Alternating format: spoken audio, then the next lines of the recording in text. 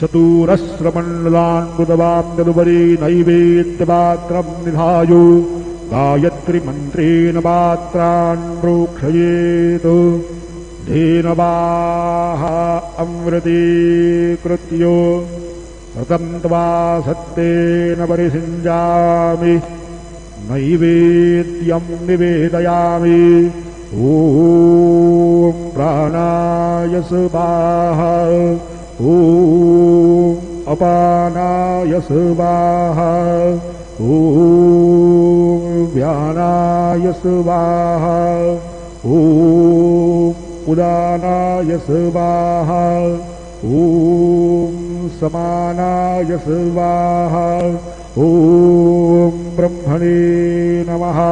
नैवेद्यमध्ये पानीयं समर्पयामि पुनर्नैवेद्यं निवेदयामि ॐ प्राणाय स्वाहा ॐ अपानाय स्वाहा ॐ व्यानाय स्वाहा ॐ उदानाय स्वाहा ॐ समानाय स्वाहा ॐ ब्रह्मणे नमः।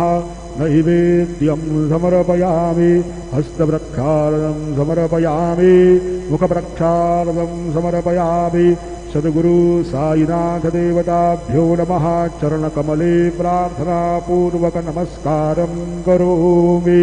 श्री सच्चिदानंद सद्गुरु साईनाथ महाराज की जय।